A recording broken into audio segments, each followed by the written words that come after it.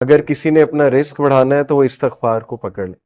In fact رسول اللہ صلی اللہ علیہ وسلم میجورٹی صحابہ جب ان سے کوئی ذکر پوچھتے تھے تو یا وہ درود ابراہیمی بتاتے تھے یا وہ استغفار بتاتے تھے. یہ ثابت ہے صحیح حدیث سے. تو استغفار کے بارے میں ایک حدیث یہ بھی آتی کہ رسول اللہ صلی اللہ علیہ وسلم نے فرمایا کہ جو شخص استغفار کو کانسٹنٹلی اپنا لیتا ہے, بہت زیادہ کانسٹنٹ استغفار کرتا ہے, اللہ will make a way out of him from every difficulty. اللہ تعالیٰ اس شخص کے لیے ہر مشکل سے کوئی راستہ نکال دیتا ہے. تو میں نے خود بھی پرسنلی اپنی لائف میں دیکھا, I'm sure کہ آپ لوگوں نے بھی دیکھا ہوگا کہ جو بندہ بہت زیادہ استغفار کرتا ہے اس کے معاملات آسان ہوتے ہیں, اور جو بندہ جتنے گناہوں میں پڑا ہوتا ہے اور استغفار جو ہے نہیں کرتا ہے تو پھر ظاہر ہے کہ اس کے معاملات پھر بہت تنگ ہو جاتے ہیں, اس کی لائف بہت تنگ ہو جاتی ہے. اسی طرح سب سے جو بہترین, یہ ون آف دا فیوریٹ آیاز ہے صحابہ کی.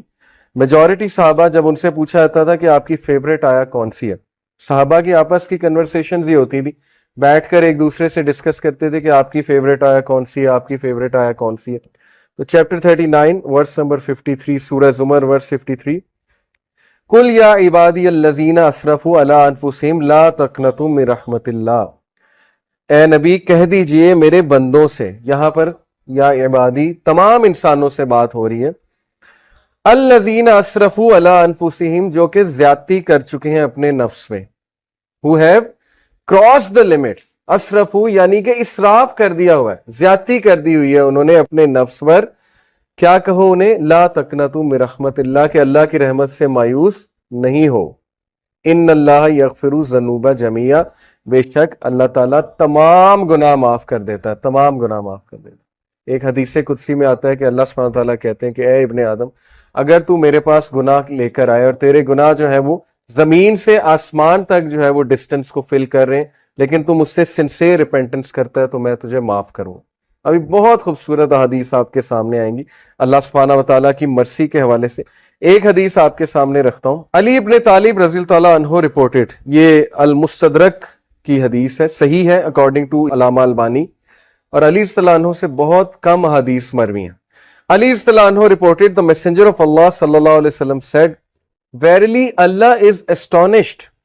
اللہ کی astonishment یہ اللہ کا ایٹریبیوٹ ہے, اور اللہ کیسے اسٹانش ہوتا ہے یہ ایک ظاہر ہے کہ متشابہات میں سے اللہ knows best. لیکن اللہ is astonished at a servant, اللہ ایک انسان پر اسٹانش ہوتا ہے when he says there is no God but you, la ilaha illa anta, but I have wronged myself so forgive me, for none forgives sins but you. یہ ایک دعا ہے پوری, یہ دعا میں آپ کو پڑھ کے سناتا ہوں. لا الہ الا انت انی قد ظلمت نفسی فاغفر لی ذنوبی انہ لا یغفر الذنوب الا انت. یہ پوری عربی میں جو ہے وہ دعا ہے. دعا کا ٹرانسلیشن کیا ہے؟ There is no God but you, I have wronged myself so forgive me, for none forgives sins but you. Allah astonished کرتا ہے ایسے بندے پہ, اور اللہ کہتا ہے my servant acknowledges that he has a Lord who forgives and punishes. Allah angels کو کہتا ہے, اللہ تعالیٰ بولتا ہے کہ کیا میرا بندہ یہ ایکنالج کر رہا ہے کہ اس کا ایک رب ہے اور وہ رب جو ہے گناہوں کو معاف کرتا ہے. یعنی اللہ کو اتنی خوشی ہوتی.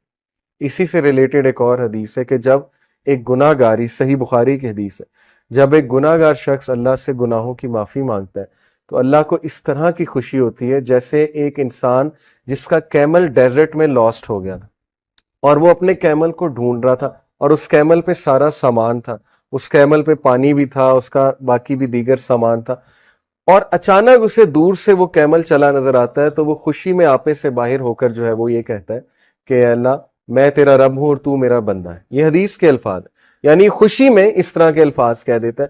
تو اللہ تعالیٰ کو اس لیول کی جو ہے وہ خوشی ہوتی جب گناہ گار بندہ اللہ سے بات کرتا ہے, جب گناہ گار بندہ اللہ سبحانہ و تعالیٰ کو پکارتا ہے. ہمیں آن دی ادر ہینڈ شیطان نے جو وصفہ ڈالا ہے کہ تیرے تو اتنے گناہ ہیں, تو اتنا گناہ گار ہے, تو اس قابل ہی نہیں کہ اللہ تک تیری بات پہنچے یا اللہ تجھے رپلائی کرے یا اللہ تیری آواز سنے. حدیث تو کمپلیٹلی اس کے برعکس کہہ رہی. حدیث تو کہہ رہی کہ گناہ گار بندہ جب توبہ کرتا ہے اس پر زیادہ خوشی ہوتی ہے اللہ تعالیٰ میں.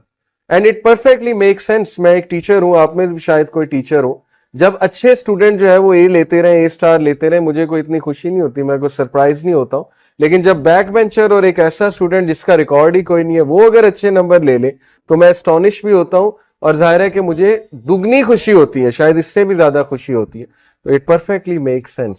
اوکے, تو یہ اسٹانشمنٹ کے بارے میں, اللہ کی اسٹانشمنٹ یہ اللہ کا ایٹریبیوٹ ہے کہ رب اسٹانش ہوتا ہے, اور اسی لیے اللہ نے اپنے عرش پر لکھوایا نا کہ ویریلی مائی کمپیشن اوور کمس مائی رائے, بے شک میری جو نرمی ہے یا میرا جو کمپیشن ہے, میری جو محبت ہے, میری جو مرسی ہے, وہ میرے غصے پر حاوی ہے, وہ میرے غضب پر حاوی ہے.